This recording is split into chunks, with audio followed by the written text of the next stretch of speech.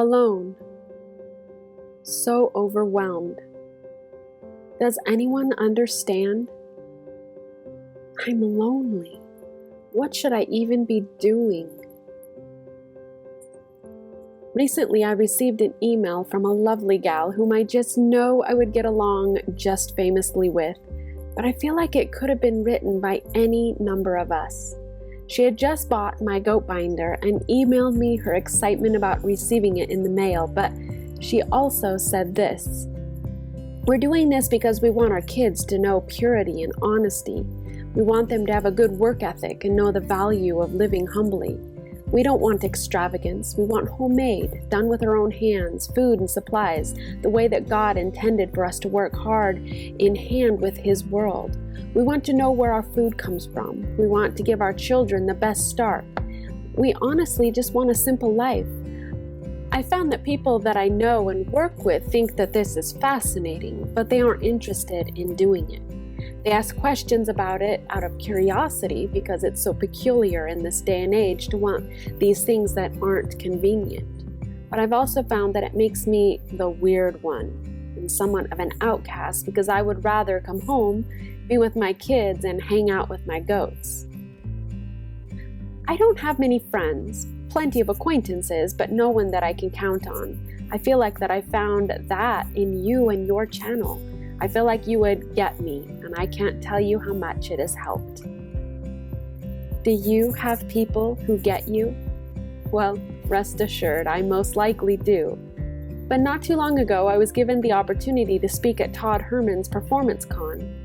I had the amazing opportunity that week to speak on the same stage as Sunny Lenarduzzi, Selena Sue, Emily Fletcher, and Todd Herman himself, among many other amazing business people and speakers. I entered into the room with hundreds of people, of which one person, besides my husband, had a garden, let alone any animals. Suffice it to say, not many of that group of people get our lifestyle, but I was able to share what our world looks like. Now, in my world, a normal human being would be someone who loves the way raw goat milk feels so silky as it heads down to join breakfast. You know, there's something about drinking goat milk that just makes you feel invincible. For one, because most people probably wrinkled their noses at the words goat milk, and because it's raw, living on the edge there, and because it's just so good, you start to wonder if it's the secret to all that is good in life. Or in my world, a normal human being would be someone who does everything she can to not do the dishes. Why? Because in my world of urban homesteading, almost everything we make is made from scratch, which means a continual ton of dishes every single day. Ugh. The dishes can put me in a foul mood faster than dropping that last bite of a gourmet chocolate ice cream bar that I had bought at the fair.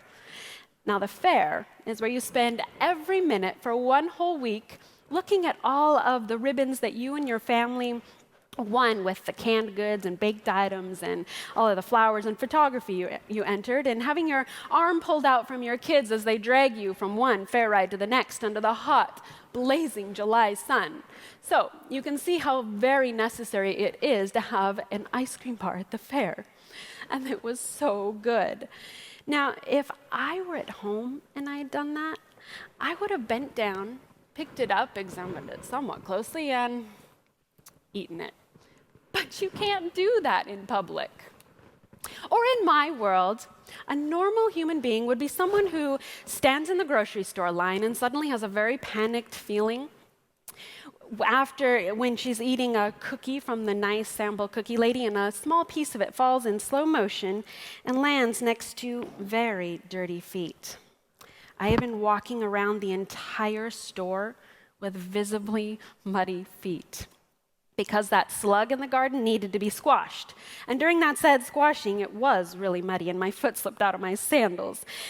But really, there wasn't any time to worry about it at that point. I had the rest of my chores to do. But then my dear sweet Olivia, no, she's no relation, she's one of my milking goats, stepped on my foot and hopping around for 10 seconds, flung a bit more mud up my legs. So there I was, standing in the grocery store line, looking down at my feet, and my mortified face drew the attention of the one person in the line behind me, not looking at their cell phone.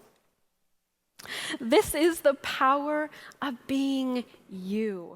Although I got comments like, Delcy was the most honest one up there, and where did you learn to speak? I just was sure you've had a speaking coach because you knew where to stand and where to look and how to use your hands. So enjoyable, thank you.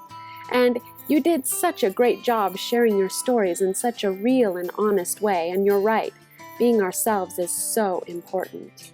Although I shared my stories as an example for the point of my speech, I bet those in the audience didn't fully understand what I was talking about, but I have a feeling you do, right? Community is so important. Being understood is paramount.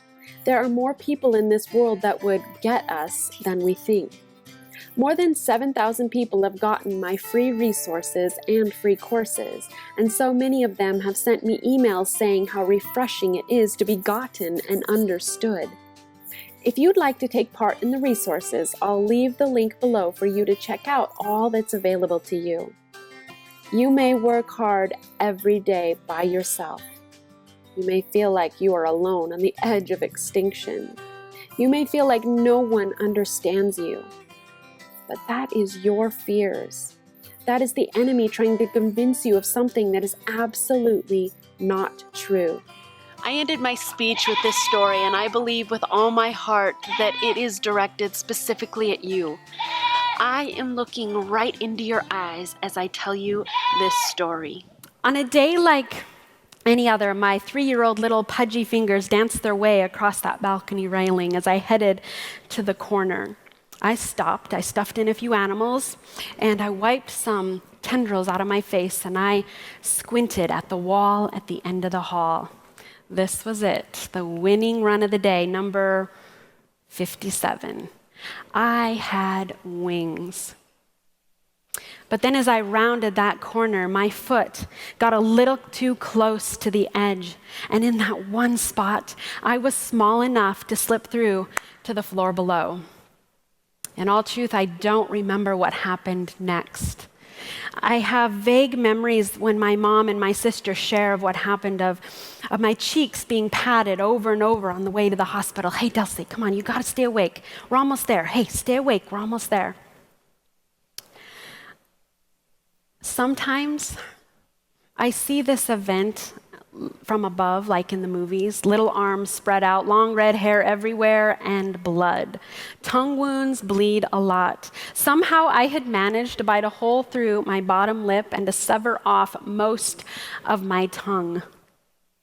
This was an event that could have altered my entire life, but thankfully and remarkably, I ended up healing rather quickly and returned to my usual talkative, sassy self. And now here I am, 33 years later, using my voice and my tongue to encourage and teach my people. For me, I have the proverbial red ribbon tying all of this together. I am here standing on this stage because of all the past events, choices I've made, and words I have spoken. But for you, you need to acknowledge and know that there will always be someone or something trying to silence you, trying to get you to walk away from what you are here on this earth to do. You may be thinking of things right now, memories and that are coming up that are things that were said to you, things that were done to you, and things that were completely out of your control that caused you to be silent and to walk away from what you are here to do. But everything that has happened to you, all of your memories and all of your present, even the small, minute details of your life can have meaning and purpose and can add value. Even the entertainment value of bringing a smile to your people's days. You were created for such a time as this, and your people need to be seeing the real you, and they need to be hearing your stories on a very regular basis, because there is power in being you. You aren't alone. Do you believe it? If not, join my YouTube family. Come into my house and my farm where I created these free resources and utilize them because they're available to you. And I'll show you you aren't alone. My name is Delcy, and I thank you for watching this video. Please hit that subscribe button and the bell to be notified of any future videos, and hit that like button. Thank you so much for joining me today, and we will see you in the next video.